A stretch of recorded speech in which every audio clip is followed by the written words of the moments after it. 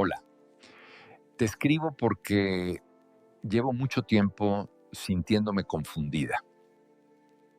No porque no sepa lo que pasó, sino porque me hicieron creer que el problema fui yo por haberlo descubierto. No hubo gritos, no hubo golpes, no hubo una infidelidad clara que todo el mundo pudiera señalar. Hubo algo peor. Cada vez que hacía una pregunta, me decía que exageraba. Cada vez que encontraba algo que no cuadraba, me acusaba de desconfiar. Cada vez que lloraba, terminaba pidiendo perdón, yo. Hoy sé que había una verdad que él no quería que viera. Pero lo que más me duele no es la verdad en sí, es que me hizo sentir culpable por haberla descubierto. No quiero dar mi nombre. Solo te pido que, si compartes mi historia, pidas a quien escuche que deje un nombre anónimo en los comentarios. Necesito saber que no estoy loca, que no fui la única. Si este mensaje te hizo sentir un nudo en el pecho, Quédate, porque esta historia no habla de infidelidad evidente. Habla de algo más silencioso, más confuso, más destructivo. pero hoy vamos a hablar de cuando descubres una verdad, Nilo, y terminas pidiendo perdón por haberla visto. Ella empieza diciendo algo muy claro. Yo no estaba buscando nada, y esto es importante, porque muchas historias comienzan así. No con desconfianza, no con celos, no con control, Sino con pequeñas incoherencias, detalles que no encajan, respuestas que cambian, sensaciones difíciles de explicar, las dudas que no se atreven a salir. Ella sentía cosas como, algo no está bien, esto no me cuadra, antes no era así. Pero no decía nada, porque no quería ser intensa, paranoica, conflictiva, porque a muchas mujeres nos enseñaron que callar es madurez. Primera reflexión al público. ¿Cuántas veces has sentido que algo no estaba bien y te convenciste de que eras tú la que estaba exagerando? Cuando empezó a preguntar, un día, finalmente, preguntó, no acusando, no reclamando, solo preguntó. Y la respuesta no fue una explicación, fue un ataque sutil. ¿Por qué siempre ves lo negativo? Tú tienes problemas de confianza. Todo lo haces más grande de lo que es. La semilla de la culpa. Ella salió de esa conversación sintiéndose mal, no por la respuesta, sino por haber preguntado. Y ahí empieza algo muy peligroso, cuando alguien evita responder, pero logra que tú te disculpes por preguntar. El patrón que no vio al principio. Cada vez que ella notaba algo raro, él se molestaba, él se cerraba, él la hacía sentir exagerada. Nunca aclaraba el fondo del asunto, solo cambiaba el foco, de la verdad, a ella. Segunda reflexión. Esto tiene un nombre. Se llama gaslighting. No es gritar, no es insultar. Es hacer que dudes de tu percepción, hasta que confías más en la versión del otro que en la tuya. Las noches de culpa, ella lloraba en silencio, pensando, tal vez sí exagero, tal vez soy muy sensible, tal vez tengo que cambiar. Y mientras ella se cuestionaba, la verdad seguía escondida. Cuando descubrió algo concreto, Un día encontró algo. No voy a decir qué, porque no importa el objeto. importa la reacción. Ella no gritó, no reclamó, mostró lo que había encontrado, la respuesta que lo cambió todo. Él no negó directamente. Dijo, No puedo creer que revises cosas. Eso dice más de ti que de mí. Y en ese momento, la verdad pasó a segundo plano. La culpa se volvió protagonista. Tercera reflexión, muy importante. Cuando alguien convierte tu dolor en un defecto tuyo, no está defendiendo su inocencia, está defendiendo su poder. Cierre de parte 1. ella todavía no sabía toda la verdad, pero ya estaba cargando algo que no le pertenecía, la culpa. En la próxima parte, en Some Planes Proper 2, vamos a entrar en cómo esa culpa fue creciendo, cómo empezó a dudar de sí misma y cómo perdió algo muy importante, su voz interna. Cuando empiezas a pedir perdón por sentir, la confusión que se vuelve costumbre. Ella cuenta que después de esa conversación, algo cambió dentro de ella. No dejó de sentir dudas, pero dejó de expresarlas, porque cada vez que lo hacía, el resultado era el mismo. Culpa. Era como si cada emoción mía viniera con una multa. El aprendizaje invisible. Sin darse cuenta, empezó a aprender reglas nuevas. No preguntar, no insistir, no mostrar tristeza. Sentient, no incomodar. No porque él lo pidiera explícitamente, sino porque el castigo emocional era constante. Reflexión para el público. Cuando expresarte trae consecuencias, el silencio empieza a parecer una solución. Las discusiones que siempre terminaban igual. Cada vez que ella intentaba hablar, Él se ponía a la defensiva. Él se hacía la víctima. Él cuestionaba su forma de sentir. nunca se hablaba del hecho, siempre se hablaba de ella. Eres muy sensible. Siempre estás buscando problemas. Así no se puede hablar contigo. La inversión de roles. Aquí ocurre algo clave. Ella empezaba la conversación herida y la terminaba consolándolo a él. Yo era la que lloraba al principio, pero siempre terminaba pidiéndole perdón. Y eso desgasta de una forma silenciosa. Segunda reflexión importante. Cuando una persona te hiere y luego te hace sentir responsable por su incomodidad, no hay diálogo. Hay manipulación. El miedo a ser demasiado. Ella empezó a tener miedo de sí misma, miedo de sus preguntas, miedo de sus emociones, miedo de su intuición, porque cada vez que algo le dolía, le hacían sentir que ese dolor era excesivo, el deterioro de la autoestima. Poco a poco, ella dejó de confiar en su percepción. Pensaba cosas como, tal vez yo estoy mal. Tal vez necesito terapia, no respuestas. Tal vez él tiene razón. Y esto es devastador, porque cuando dudas de ti, dependes más del otro. La frase que se repetía. Había una frase que él repetía mucho. Estás haciendo un drama de algo que no existe. Y cada vez que la decía, ella se sentía más pequeña. Tercera reflexión. Negar tu realidad emocional. Es una forma de control. El aislamiento. Ella dejó de contarle cosas a amigas. No porque no confiara en ellas, sino porque ya dudaba de sí misma. Tenía miedo de que me dijeran lo mismo que él. Y así, poco a poco, se fue quedando sola con la duda. Cuando encontró más pistas, con el tiempo, aparecieron más incoherencias. Pequeñas pruebas. No lo suficientemente claras como para confrontar, pero demasiado claras como para ignorar. Ella empezó a anotar cosas mentalmente, no para acusar, para no olvidarse de sí. El conflicto interno. Ella vivía dividida entre dos voces. Algo no está bien. No seas exagerada.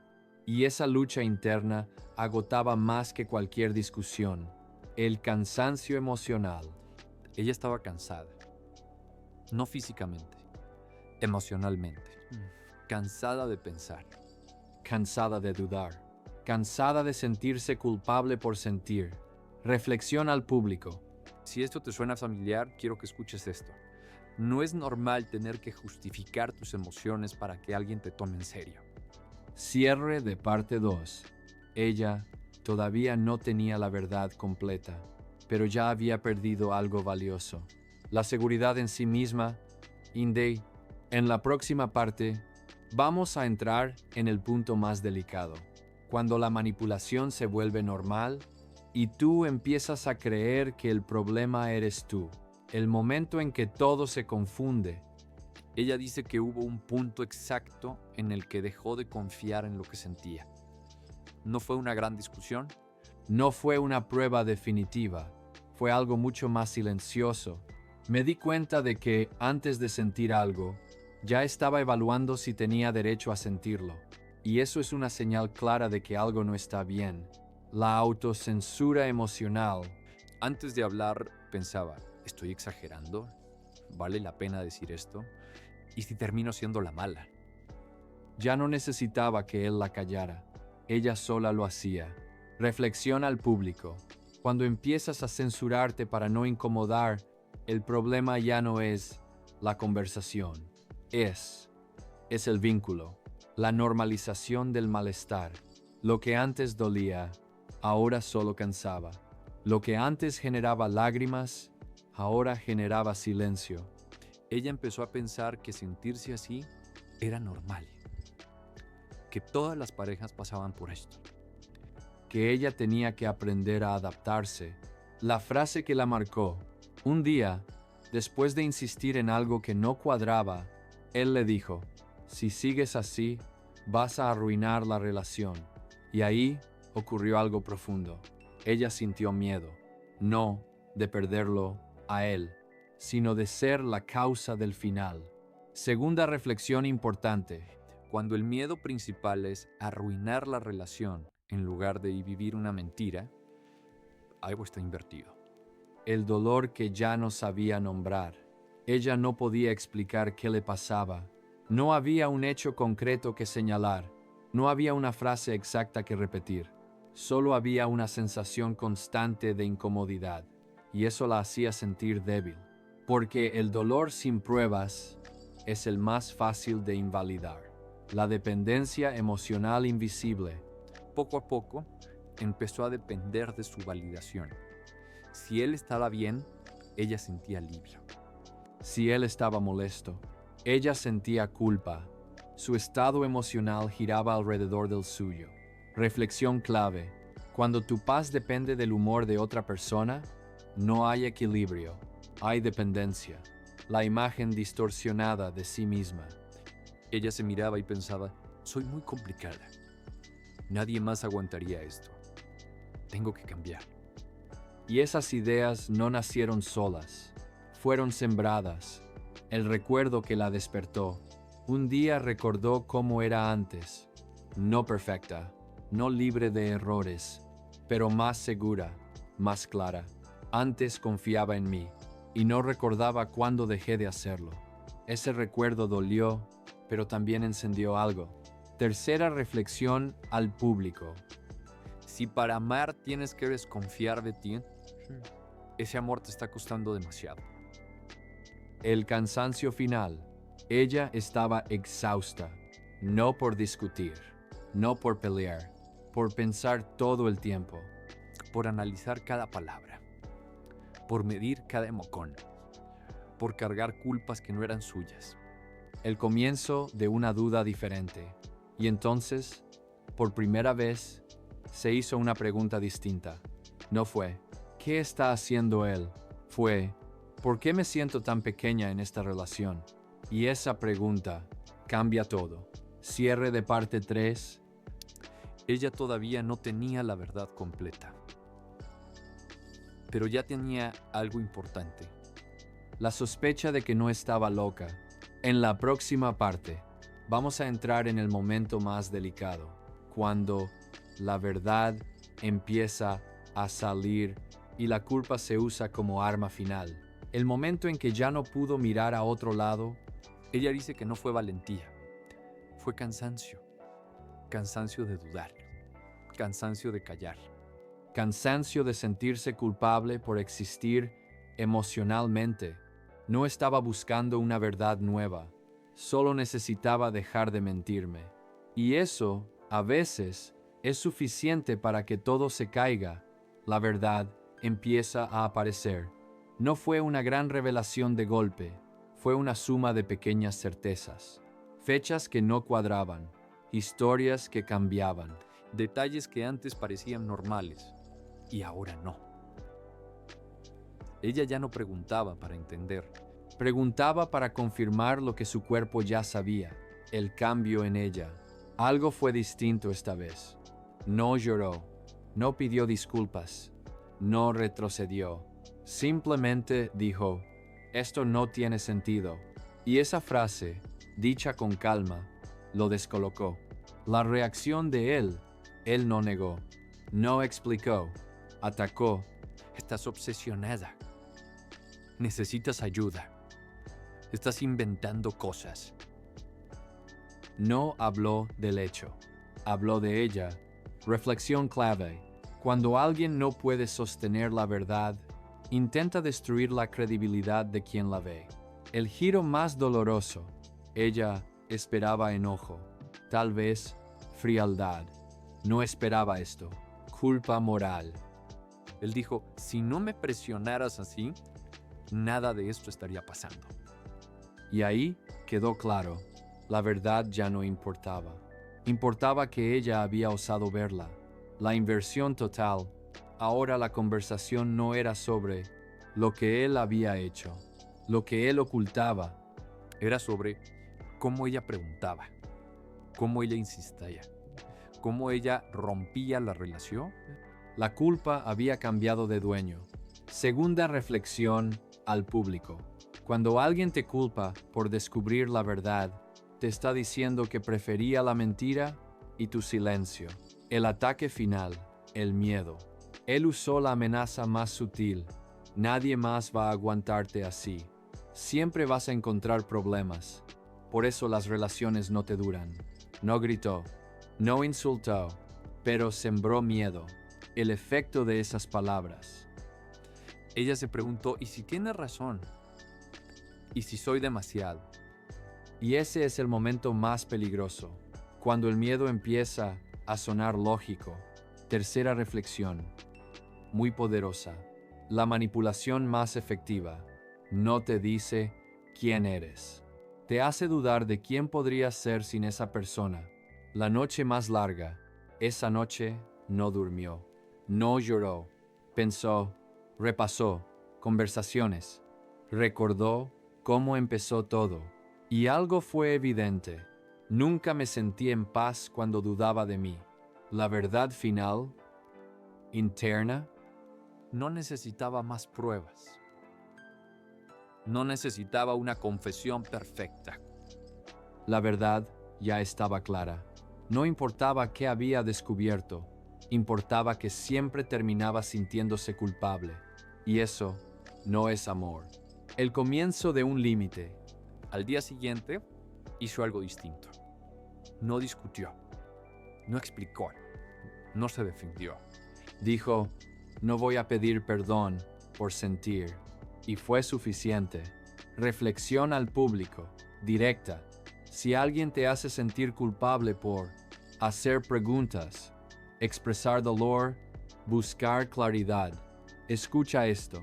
La verdad no necesita que te rompas para existir. Cierre de parte 4. Ella ya no estaba confundida. Seguía dolida. Seguía asustada. Pero ya no estaba perdida. En la próxima y última parte, vamos a llegar al punto más importante.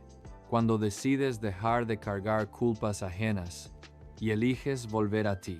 Cuando la culpa ya no funciona. Ella dice que algo cambió después de poner ese límite.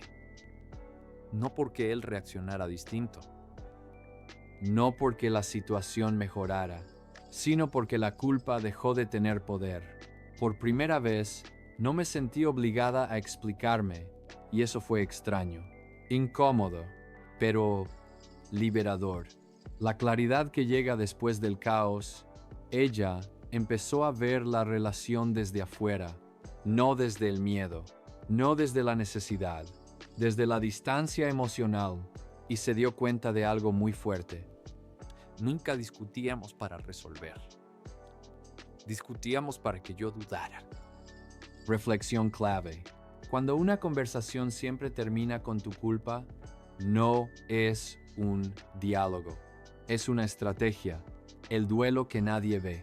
Ella no lloró solo por la relación, lloró por las veces que se cayó, las veces que se disculpó sin razón, las veces que se abandonó para sostener la paz. Ese duelo es silencioso, pero profundo. El momento de decisión real. No fue dramático. No fue impulsivo. Fue una certeza tranquila. No podía seguir viviendo en un lugar donde sentir era un problema. Y cuando entendió eso, ya no hubo marcha atrás. La decisión. Ella se fue. No porque ya no doliera, sino porque doler ahí era quedarse sin ella misma.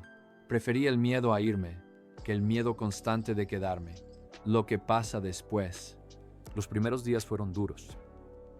Dudas. Culpa residual. Soledad. Porque el gaslighting no desaparece de un día para otro. Sigue hablando en tu cabeza hasta que aprendes a responderle. Sanar no es olvidar. Ella no olvidó lo vivido, pero dejó de justificarse. Y eso fue el verdadero cambio.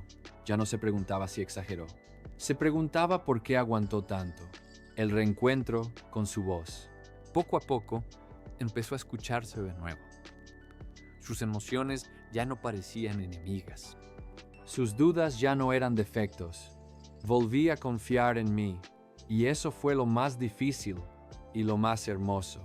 Reflexión para quien escucha. Si estás escuchando esta historia y algo te duele, quiero decirte algo claro. No eres conflictiva por preguntar. No eres exagerada por sentir. No eres difícil por necesitar claridad. Eso no es debilidad. Es conciencia. Mensaje directo al público. Interacción fuerte. Esta suscriptora pidió algo muy específico. Pidió no sentirse sola. Así que, si esta historia se parece a la tuya, deja un nombre anónimo en los comentarios. O deja un mensaje para alguien que aún duda. O escribe simplemente, ahora entiendo, porque a veces, leer a otra mujer es el primer paso para salir. Mensaje final de la suscriptora. Ella cerró su mensaje con estas palabras. No descubrí solo una verdad externa. Descubrí que nunca estuve equivocada por sentir. Si alguien está leyendo esto y se siente culpable por buscar la verdad, te prometo algo. La culpa no es tuya. Cierre del narrador. Gracias por escuchar esta historia. Gracias por quedarte hasta el final. Aquí no juzgamos. Aquí no minimizamos. Aquí validamos lo que duele. Y recuerda esto, la verdad no te rompe. Lo que te rompe es vivir negándola. Si este mensaje te acompañó, suscríbete y vuelve. Aquí seguimos escuchando lo que muchos prefieren callar.